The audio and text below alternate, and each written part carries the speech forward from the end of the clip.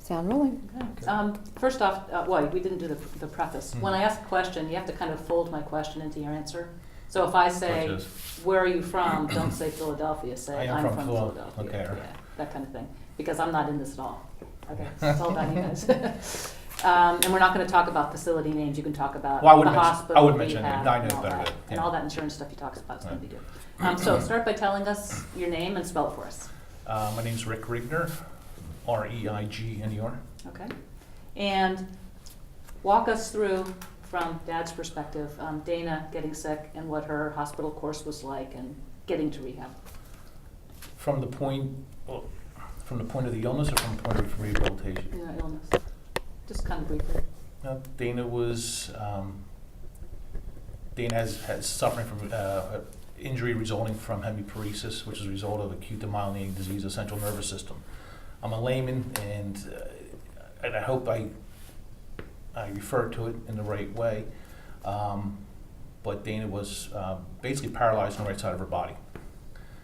And once they treated Dana for the infection that caused all this to happen, the focus. I'm sorry. I've got it at 100, it's not pegging. Is there something different how you set this? And it's like when I touch the volume button on the side, I just want to make sure. Okay. To start over? So you're getting Yes. clean audio now? Hang on, let me check my levels. Yeah, that's it. Okay. Alright, good. Camera's rolling, All no right, sound? so Rick, tell us about Dana getting sick and what the hospital course was like before she ended up in rehab. Dana had a virus, and Dana had a brain injury as a result of the virus. And a lot of it was unknown at the time. As far as from the medical staff, they weren't really sure what she had, what was causing it, and eventually she went through a process where they felt they had to suppress her immune system by, I'm not going to get technical, I forget what the name of the process is, but basically taking her blood, filtering out her antibodies, and putting it back with donors' antibodies. And this is throughout with a course of antibiotics and so on.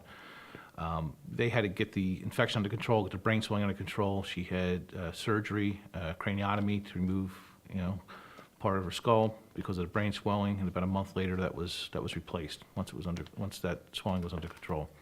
And as a result of all of that, Dana was left paralyzed on the right side of her body. And from that point forward, Dana was faced with rehabilitation.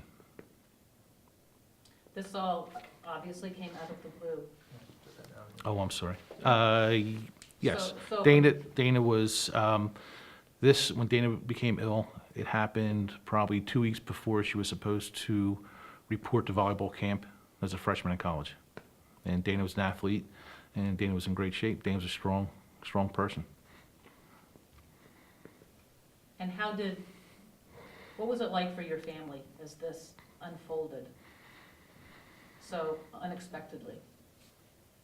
I think the worst part was not knowing what happened, why it happened, was it being treated properly, because doctors at the time were unsure what to expect and what would come next and what long-term effects there would be, if any, as a result of her illness. And as she went through the hospital course and got medically stable and went to rehab, what was going through your mind as she was making that transition from getting out of the hospital going to rehab? Well, her rehab initially was as an inpatient. Following surgery, she was at a hospital facility on site, and she stayed there full time, and she had treatment probably from 8 o'clock in the morning till 4 o'clock in the afternoon. She had physical therapy twice a day, occupational therapy twice a day, speech therapy, psychology, and a community group, which is a social gathering with other patients in the same situation as her. But there was the same concern with the rehabilitation, I guess, as we had when she was first ill, of not knowing, how her rehabilitation was going to be, how successful it was going to be, and what the outcome was going to be like.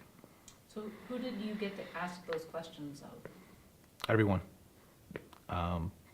You have to be involved. You know, you go to rehab, we would accompany Dana. Maybe we could not do it every day, but we would take turns, my wife and I, and other family members, making visits throughout her sessions just to see what she was doing, see how she's progressing. And, you know, you speak to every doctor, every nurse, every therapist, every assistant, just to get an idea of how she was doing. If Dana had to go to rehab an hour or two from your home, what difference would that have made? The difference is, would be frequency. I don't know how we would be able to. Question, kind of. I mean, hold the question on me. Oh, okay.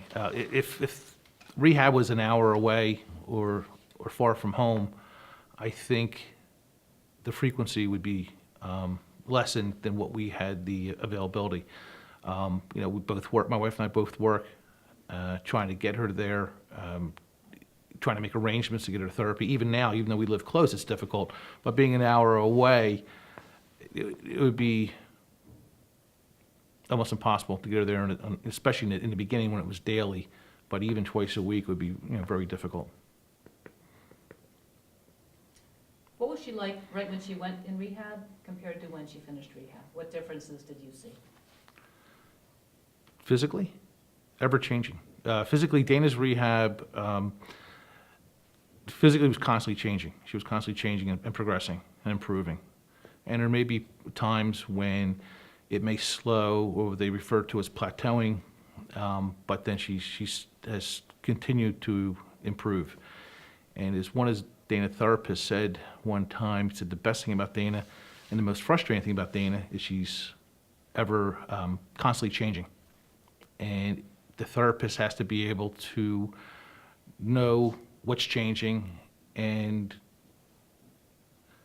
adapt and change things up, because it's not a cookie cutter type of therapy. If you could talk to the therapist that treated her, what would you say to the therapist? Well, we have. we have spoken to Dana's therapist, and just thank you. I mean, your therapist is your coach, your personal trainer. It's somebody that's pushing the patient. The patient has the ability. The therapist has to bring that out from within, from the patient.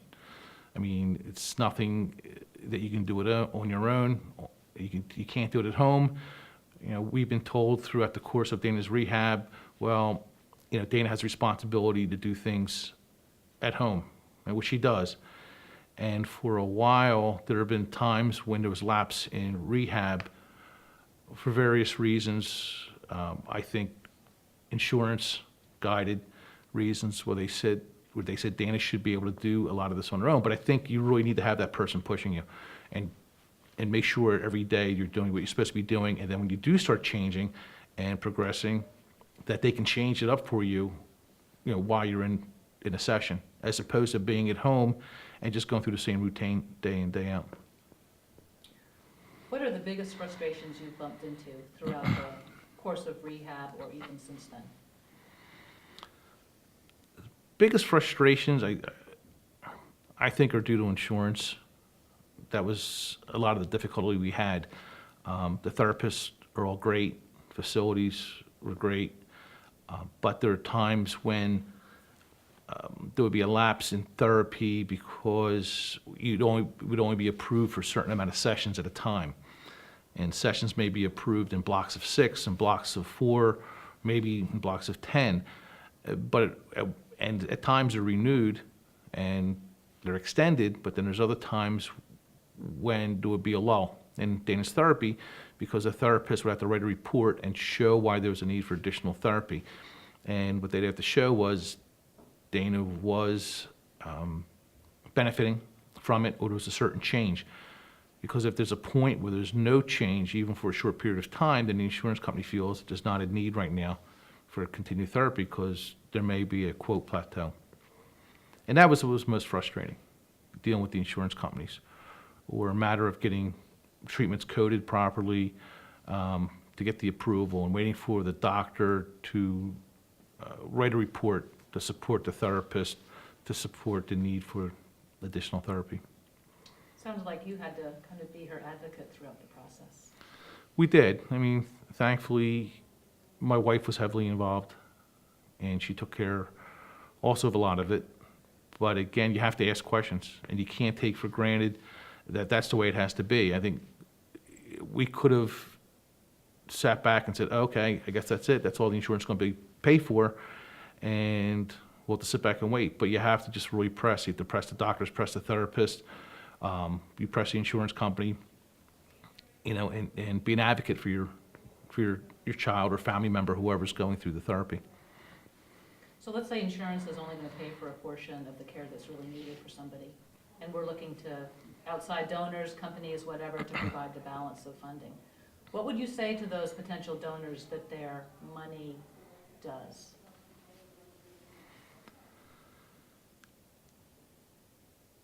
I think the donor's money gives hope for the patient. When you don't have the right insurance, or the insurance company doesn't feel that there's a need, or it doesn't meet their guidelines or criteria, and you know that you have a patient that's benefiting and will benefit from rehab, it's important. If they're willing to make a donation and donate money somewhere, you would hope it'd be to a facility that would use it. And in fact, Dana has been in that situation where she's used equipment, medical equipment, that was cutting-edge technology, and that equipment came from donors. It wasn't paid for by the facility, and thankfully, if it wasn't for that equipment, it may have added months onto Dana's therapy or not been as successful at all. Good answer. It got me away from the next question because of that.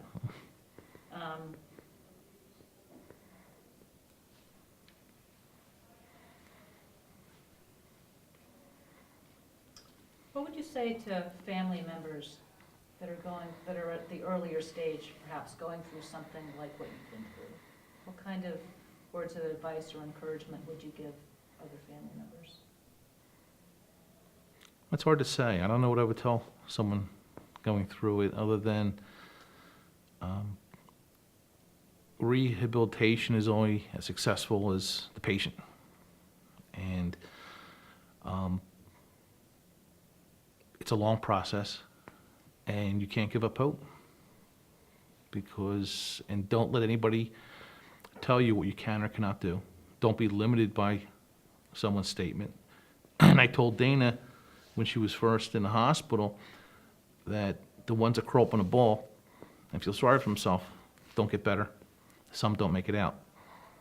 So it's baby steps. It seems like it's taking forever. Some days it feels like there's no change, but you have to keep pushing, and you need to have the support of your family and support the patient.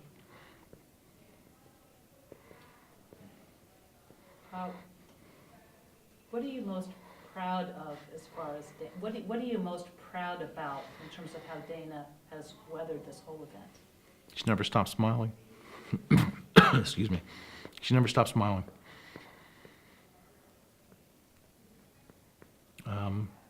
Dana's a tough person.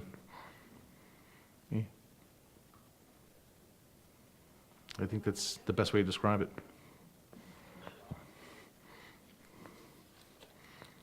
I wanted you to hear that. You can leave now.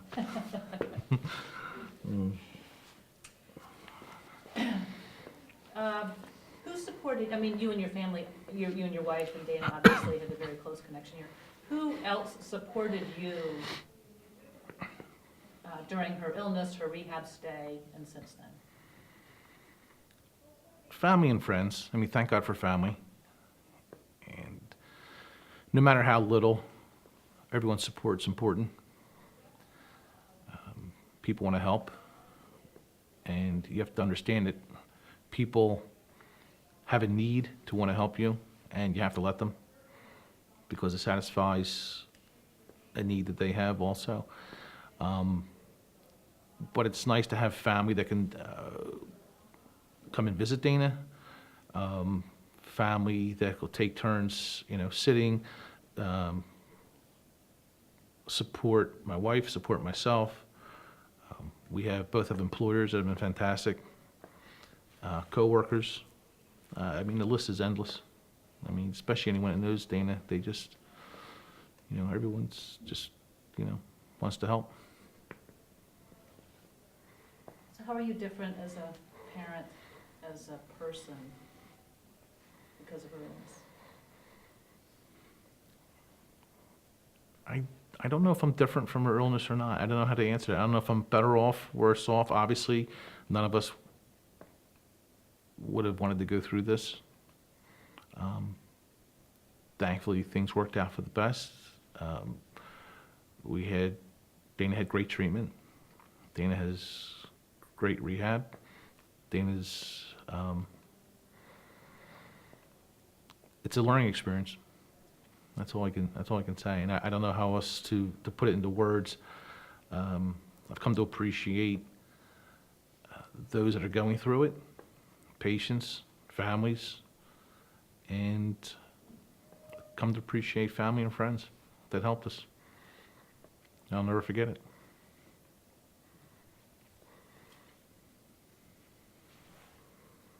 What was the biggest surprise for you?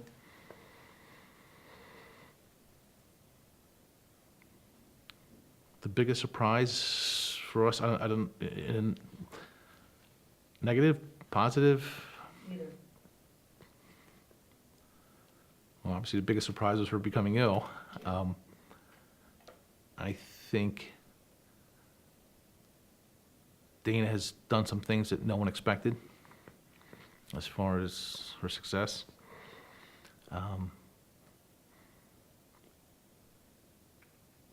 I don't know what else I could think of. I'm sorry. What did you know about the whole field of rehabilitation before you were flung into the midst of it? We knew absolutely nothing about rehabilitation. We've never experienced it personally. We through another family member.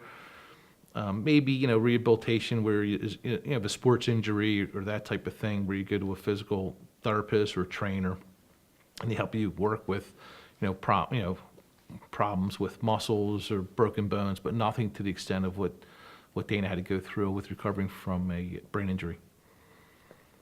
I'm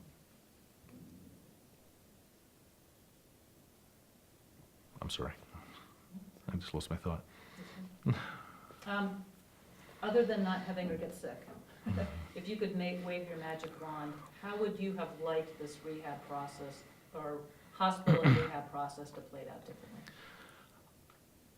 I would have preferred the rehab process to be seamless. No interruption. Even when someone at whatever level, whether it be a therapist or the facility, saying Dana has plateaued or you need to take a break, whether it's due to insurance or whatever reason, I just think it would have been important. It would have been beneficial just to continue with the rehab, continuously. It'd be kind of like going to school one day a week as opposed to 5. I think you take a couple steps back sometimes. And I think that when the patient is going to rehab, their attitude is better when they're going continually. Someone's pushing them. And they understand that there's hope. Since they are there, that someone's working with them, that they're going to continue to get better.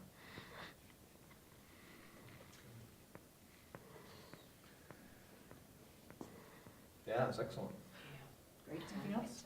If I watch this, I say, oh, I should have said this, I should have said that, I should have done it well, differently. it's always the case. Check out- No, we got some great stuff. Yeah, I don't think I hit most everything. Yeah, you- Oh, how about one more thing? Are you Oh, still okay. rolling? I'm Yeah, we're still rolling. Okay. If you could give advice to the CEO of the hospital that wanting to start a rehab center, what advice would you give her? Do it. Yeah, it has to be, the rehab has to be available and accessible. And if you have an opportunity to have a facility to help someone, help a patient that ordinarily would not be able to go because it's too far away from home, accessibility is important. and having the right people, the right therapist, and someone to be supportive, not just from the physical aspect, but emotionally to the patient and the family. Because that's really part of the healing, was in the emotional aspect, and keeping your spirits up. And that's from, I'm speaking for the patient. I mean, in family, but you want to, the patient has to be focused, because again, it's only as successful as the patient. You get the greatest therapist in the world, but if the patient's not positive, but again, you have to have that available to the patient. Give them an opportunity, give them a chance, because without it, they'll never come out of it.